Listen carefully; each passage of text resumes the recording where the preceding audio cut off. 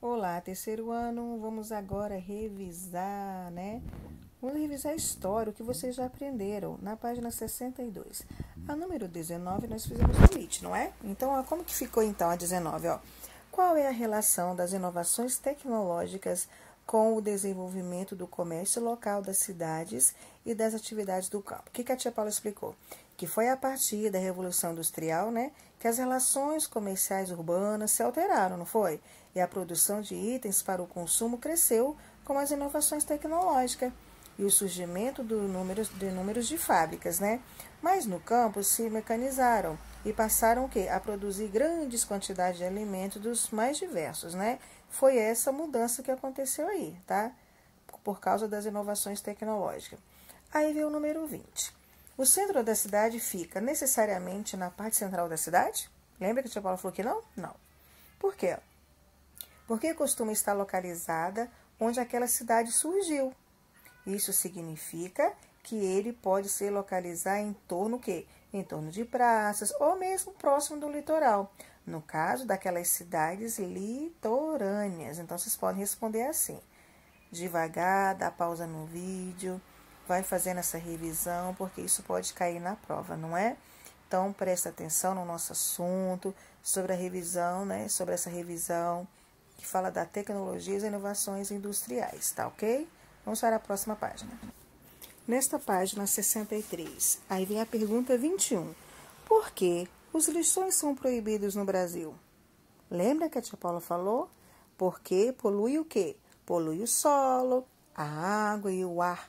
E atrai animais que transmitem doenças, né? Essa seria a resposta adequada, tudo bem?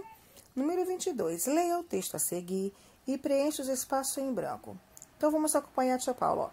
No século XVIII, a relação entre o que nós estudamos? Entre a cidade e o campo, completa aí, começa a se intensificar, pois os grandes centros populacionais estavam sempre desabastecidos e as pessoas passavam fome, exigindo que o campo produzisse mais alimentos para sustentar as pessoas que viviam aonde? Nas cidades.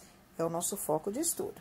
Número 23. Por que o Brasil perdeu espaço no mercado produtor de algodão para os Estados Unidos e no de açúcar para a Índia? Sabe por quê? Lembra? Porque a agricultura do Brasil, no período colonial, sempre necessitou de muitas pessoas trabalhando nas plantações e foram utilizadas as técnicas um tanto atrasadas. Por isso que o Brasil perdeu. Começou a tecnologia um pouco mais atrasada, essas técnicas, né? Então, vocês podem responder essa perguntinha, dar pausa no vídeo e respondam a questão 23. Então, vamos para a página 64. Número 24. Pesquise uma obra de arte que represente o trabalho no campo, no Brasil colonial ou atual, e reproduza no espaço a seguir. Que reproduzir não é colar. Tem que pesquisar e fazer esse lindo desenho, tá? Não se esqueça de informar o nome do autor da obra e o seu título original. Então, vocês vão fazer o quê? Vai ter que colar a figura? Pediu para colar ou pediu para você reproduzir? Pediu para você reproduzir a seguir, tá ok? Não é colar a obra lá e colar nesse espaço, não. Tem que desenhar. Vocês vão pesquisar, vão olhar a obra e vão fazer esse lindo desenho e colocar o nome do autor, tudo bem? O nome do autor e da obra, né? Com o título dela. Aí vem o número 25. Escreva um pequeno texto que explique como ocorre a coleta de lixo na cidade e no campo. E também, atualmente, qual é a maneira correta de fazer isso? Como é que é mesmo? Como que acontecia a coleta de lixo no campo e na cidade? Nós sabemos que na cidade tem a coleta de lixo, que passa o caminhão, pega todo esse lixo descartado e leva para o aterro sanitário. E no campo, o que eles fazem? Eles fazem a queimada, porque não tem esse aterro sanitário como nós temos na cidade. Então, vocês podem colocar do jeitinho de vocês aí o que vocês compreenderam, ok? Vamos iniciar agora o capítulo 8, né? O lazer no campo e as suas relações com a cidade. Vamos na página 66 aí, ó. Textos e contexto. Observe essa imagem linda aí, né? O Círculo da Costura, de Daniel Redway Kennedy, né? Data desconhecida. Então, olha só. Geralmente, quando pensamos nas pessoas que vivem no campo, já imaginamos trabalhando nas lavouras, né? Colhendo frutos e flores, lavando roupa no rio, tratando de animais. Porém, essas pessoas também vivem momentos de lazer e diversão, Você já pensou no que os trabalhadores do campus fazem no seu tempo livre? Pois é, dizem, né? Eu também morei no campo uma época, eu brincava muito nos rios, ficava nadando, brincava com meus irmãos de cavalo, e era bem bacana. Então, acho que as pessoas no campo se divertem de um jeitinho bem especial, muitas vezes melhor que na cidade, tá? E você, já passou algum tempo no campo? Com certeza. Se sim, o que você fez ao se divertir? Número 2. Qual é o passatempo das pessoas que vivem na cidade? Ou é no cinema, né? Ou vão para alguns barzinhos por aí, vão em festas, vão nas cachoeiras, ou vão até mesmo na praia, né?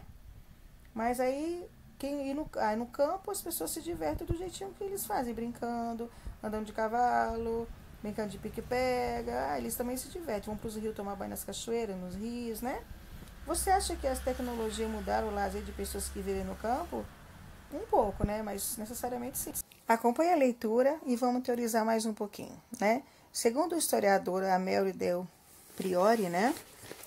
A palavra lazer foi ignorada pelo padre Joaquim de Santa Rosa no seu livro O Pequeno Elucidário de Palavras e Frases, de 1789. Entretanto, outros estudiosos definem essa palavra desde o século XII, mas qual o significado eles atribuem a essa palavra que foi ignorada pelos falantes da língua portuguesa do século XVIII? Pois é, a palavra lazer, terceiro ano, é originária do latim, licere, e significa ser permitido, ou seja, é aquele momento em que se pode fazer qualquer atividade. Ai, que legal. Bom, entretanto, a vida no Brasil colonial não era fácil, e esse período livre não era tão comum como hoje em dia, tá? Como vimos, as pessoas pobres deveriam exercer todo tipo de atividade para que pudessem sobreviver. Portanto, o momento de lazer é preenchido com atividades domésticas, tá? Nesse sentido, as atividades econômicas desenvolvidas na colônia exploravam a população local, pois impunham às pessoas uma vida precária. Logo que viviam no Brasil nessa época, tinham uma qualidade de vida muito baixa. Dessa forma, os trabalhadores pobres do período colonial trabalhavam majoritariamente para sobreviver. As demais ou ensinamentos da Igreja Católica e do cristianismo eram contra o ócio, ou seja, era contra não fazer nada. Ainda que o trabalho manual fosse mal visto pelos mais ricos e pobres, e nobres, né? Os nobres eram ensinados o trabalho, pois alguém deveria sustentar a economia local. Por isso, nas missas, o padre pregava o ócio, era um dos 7 pecados capitais, portanto, deveria ser combatido segundo o Mero Del Priori, representado pelo demônio Belfior, sei lá. A preguiça era a recusa a realizar as tarefas necessárias. Nossa, que diferente, hein? Complicado, hein, esse entendimento, né? Mas assim, quando os escravos e os trabalhadores livres aproveitavam pequenos momentos de lazer, apesar de trabalharem sem excesso, né, muito, eram julgados de preguiçosos. Pois é, a Mary Del Priori afirma que era comum encontrar cocheiros negros que, nos seus momentos de lazer, sentados no banco das carruagens que conduziam, aproveitassem para tocar viola. Percebe que os raros momentos de lazer naquela época eram preenchidos com atividades simples, como tocar uma viola. Outros relatos sobre momentos de lazer no período colonial aparecem no livro História da Vida Privada no Brasil, no capítulo Formas Provisórias de Existência, a vida cotidiana dos caminhos, nas fronteiras e nas fortificações, escrito pela historiadora Laura de Mello e Souza. O Manuel Preto foi o único a levar um baralho e 2 livros velhos. No final do século XVIII, durante a viagem que levava para servir como magistrado, em Cuiabá, o doutor Diogo de Toledo Lara e Ordonhas se desenfastiava, se desenfastiava jogando carta e atirando a esmo, mesmo dentro da barraca. Olha como era o lazer naquela época. Tocar uma viola, ficar em cima de uma carruagem, era bem diferente, porque era proibido pela a Igreja Católica. Assim conta essa historiadora aí, tá?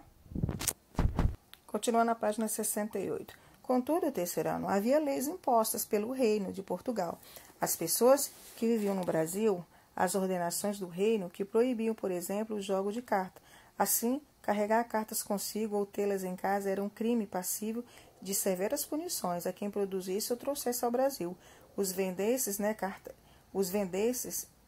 cartas poderiam ser multados, preso ou exilado na África por 1 ano. O jogo de dado e de apostas também eram igualmente punidos, e o dinheiro ganho nessas apostas não poderia ser utilizado, mas os jogos de tabuleiro eram permitidos. Jogar bola aos domingos era proibido e algumas pessoas não podiam jogar bola em um dia nenhum. Os escravos não podiam fazer nenhuma dessas atividades e eram punidos como chibatas, né? Mas as pessoas nobres que cometessem algo desse crime eram ouvidas pelo juiz e punidas conforme a sua classe social. Nossa!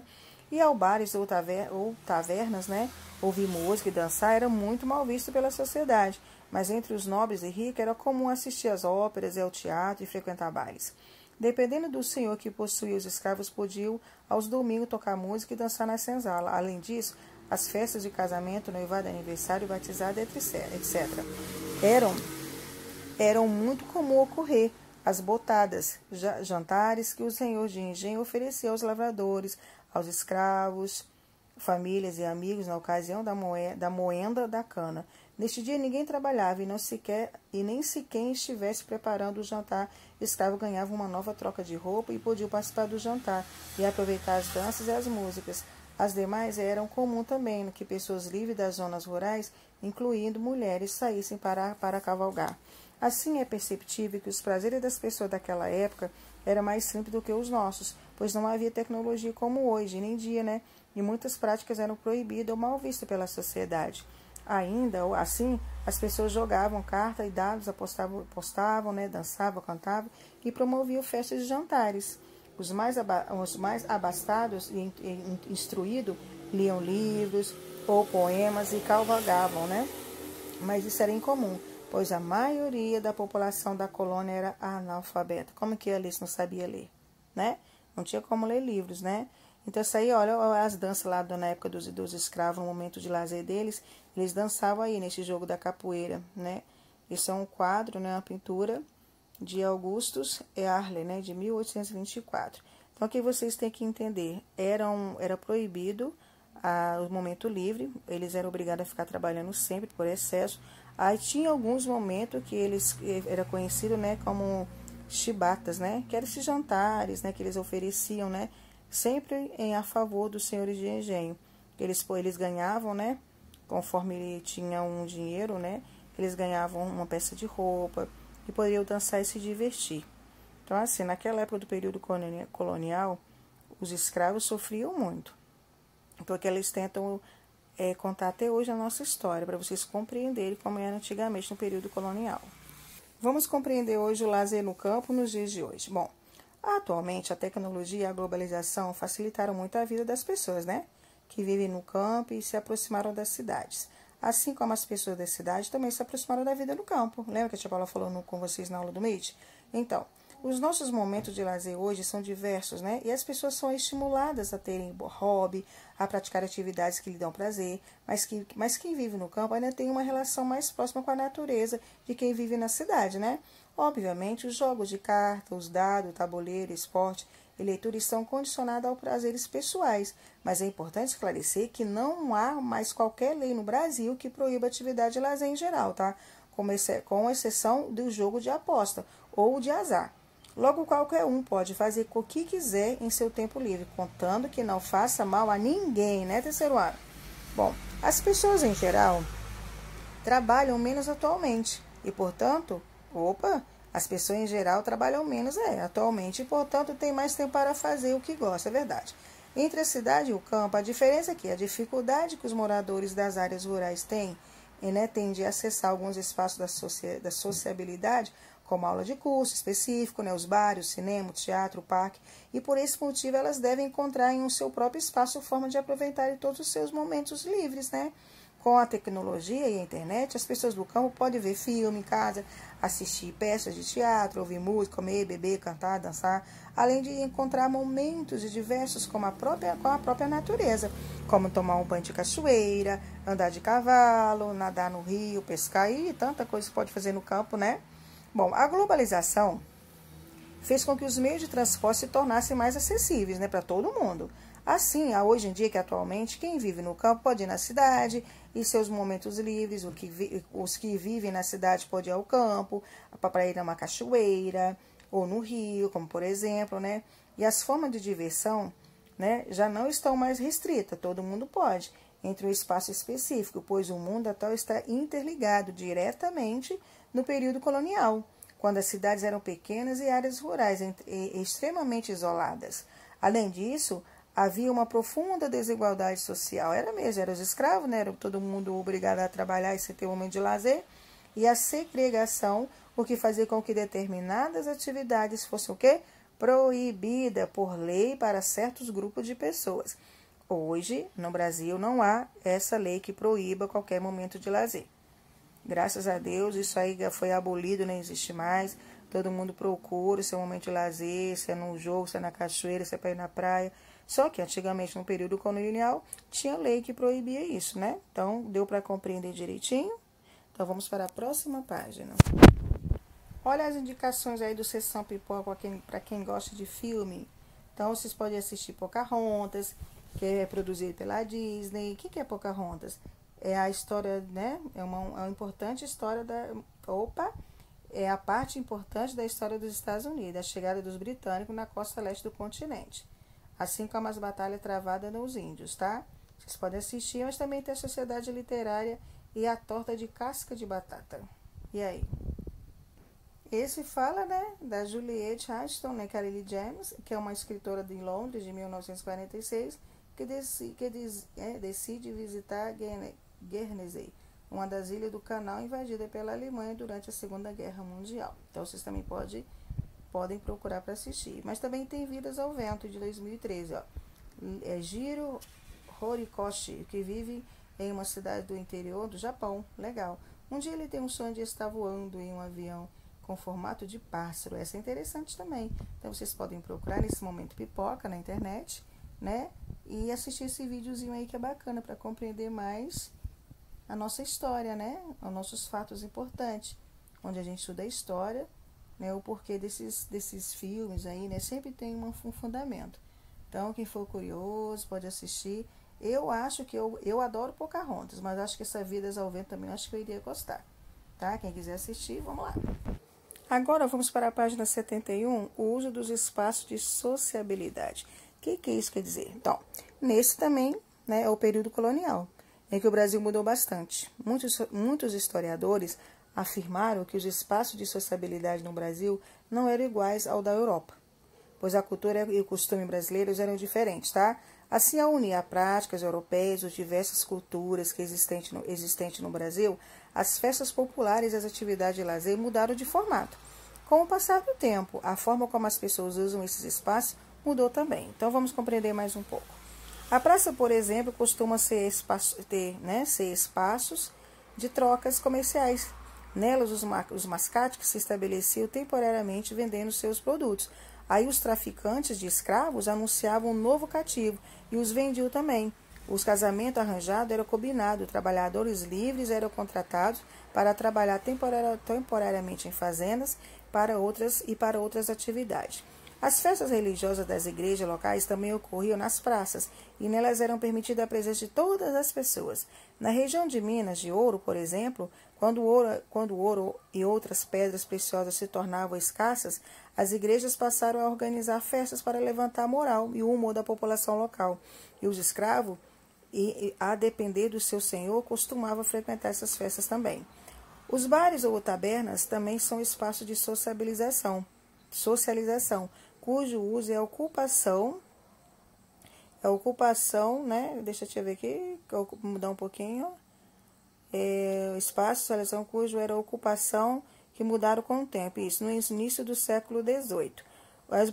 Os brasileiros, né, viam esses locais como sinônimo de caos, de desordem e ameaças à ordem pública, tá? Os escravos e as pessoas negras libertas costumavam frequentar bares, o que aumentava o preconceito da população, que era extremamente preconceituosa naquela época.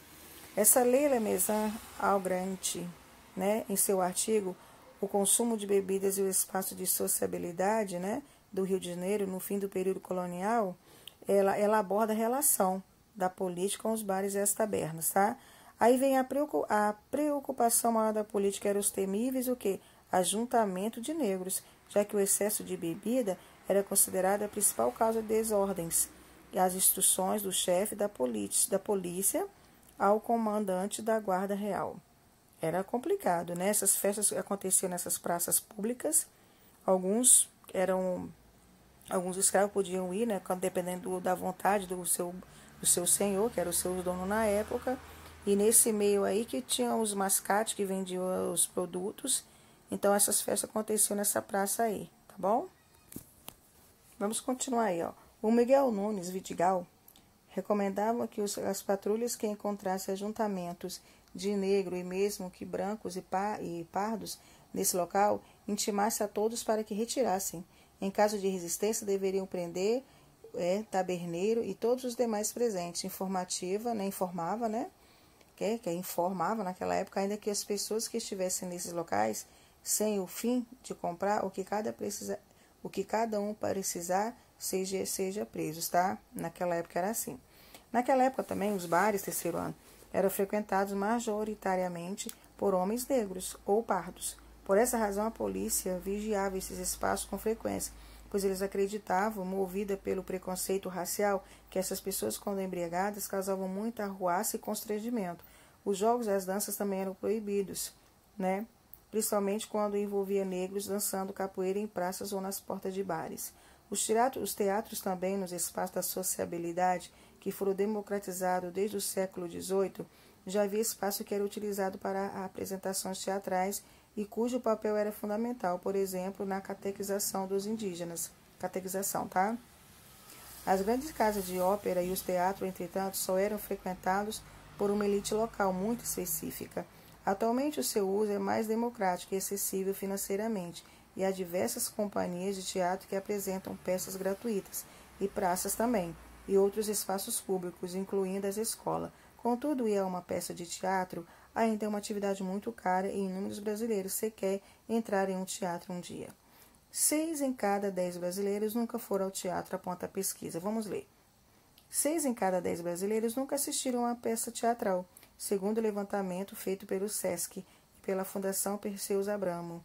O estudo, que ouviu 2,4 mil entrevistados em 25 estados, revela também que 89% das pessoas que responderam à pesquisa nunca foram, né, a um concerto de ópera ou música clássica.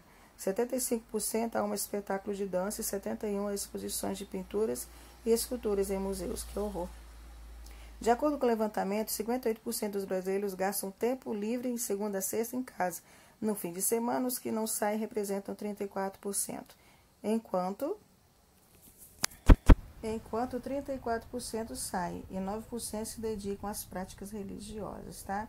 Então, assim, foi uma pesquisa feita onde apontou, né, que poucos brasileiros, né, foram a uma peça teatral.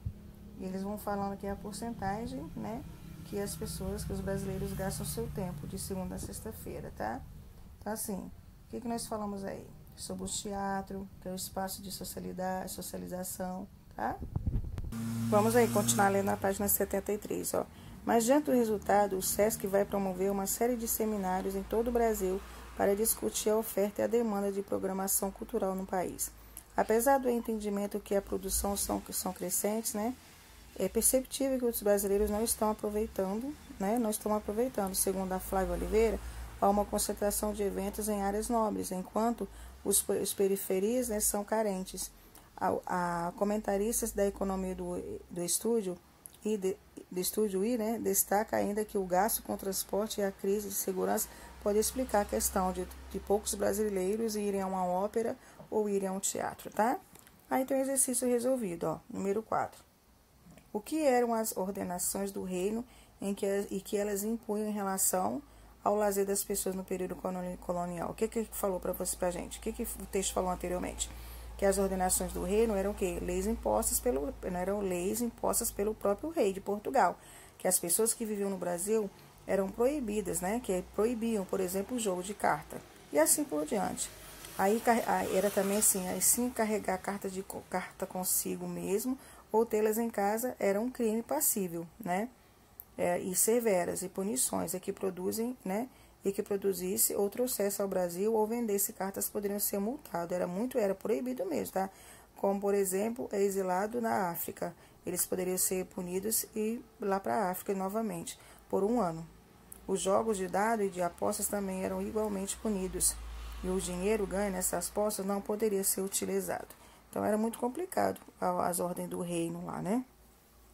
Depois tem exercício de fixação aí, né? Vamos agora tentar compreender que a tia Paula para colocar falso e verdadeiro. Vamos ver se vocês compreenderam, ó.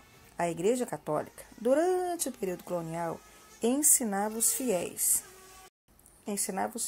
que somente os nobres deveriam trabalhar e que os pobres deveriam ter muitos momentos de lazer. Mentira. Lembra que eles não poderiam ter momento de lazer nenhum? É falso. E agora, sobre os jogos. O jogo de cartas, de dados, de aposta era proibido? Essa aí tá verdadeira, né? A gente acabou de falar aqui que era proibido. O outro. Dependendo do seu de engenho, lembra? Os escravos poderiam cantar, dançar na senzala aos domingos. Isso é verdadeiro, isso eu lembro.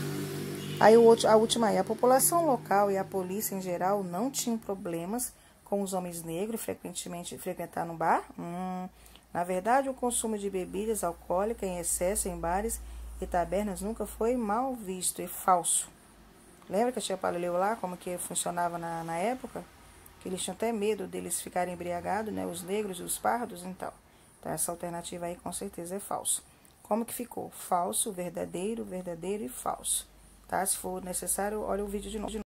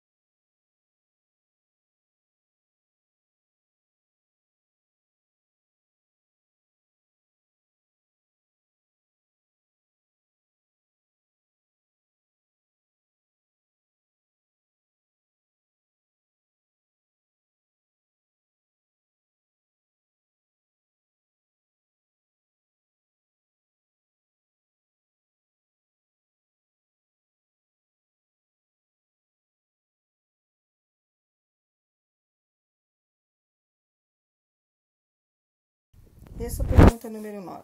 De que maneira o lazer das pessoas do campo mudou desde o período colonial? Lembra que os moradores daquelas áreas, nas áreas rurais, eles têm dificuldade de acessar alguns lugares, como na verdade aqueles cursos, os bares, o cinema, o teatro. Isso foi o que mudou daquele período para cá, tá? Número 10. Converse com seus familiares mais velhos, com seus avós e responda o que eles costumavam fazer no momento de lazer. Quais tecnologias havia e como eles utilizavam. Naquela época eu não sou idosa, mas eu tenho já 42 anos. Mas eu gostava de ficar lendo nos meus momentos livres, ia para cachoeira. Não tinha tecnologia naquela época, então a gente procurava muito isso, ler, brincar, nadar nos rios. Isso era o nosso divertimento, tá? Na página 65, vamos continuar revisando o que vocês aprenderam. Número 11. Pense um pouco sobre a diferença entre campo e cidade. Pensou? Em seguida, ilustre. O que é ilustrar? Desenhar. Os seus momentos de lazer da cidade, os momentos de lazer para o morador de campo. Então, quem gosta da cidade é no cinema, gosta de ir ao teatro, gosta de ir na pracinha, enfim. É o momento da cidade. Qual que é o lazer do campo? Cachoeira, brincar de balançar nos balanços de árvore que se colocavam antigamente. Então, vocês podem pesquisar as atividades de campo, tá? É pessoal também. Aí vem o número 2. Qual a relação da globalização com as mudanças no hábito das pessoas, principalmente em relação ao momento de lazer? Vamos ver o que foi. Bem, a globalização, né, essa modificação, fez com que os meios de transporte se tornassem mais acessíveis, tá? Atualmente, para quem vive no campo, que pode ir na cidade, e quem vive no campo pode ir na cidade também, né? Ao contrário. A cidade pode ir no campo, as pessoas que moram no campo podem ir para a cidade, porque hoje em dia o mundo está tudo interligado, né, entre o campo e a cidade. Então, como seria a resposta? A globalização fez com que os meios de transporte se tornassem mais acessíveis. Atualmente, que hoje em dia, quem vive no campo pode ir na cidade, e quem vive no campo pode, né, quem vive no campo pode ir na cidade, e da cidade pode ir no campo, porque hoje está tudo interligado, né, entre o campo e a cidade, tudo bem? Respondam, façam esse desenho bonitinho aí, tá? Bem caprichado, que eu acho que nós vamos concluir essa apostila de história para pegarmos uma semana só de revisão, hein? Então, vamos lá, próxima página. Esta última atividade, né? Uma atividade que deve ser feita juntos, né? Nós podemos fazer ele na quarta-feira, tá? Juntinhos com a tia Paula. A gente pode elaborar essa última página aí de história, ok, terceiro? Então, façam todas as atividades e quarta-feira a gente se vê. Beijo, meus amores.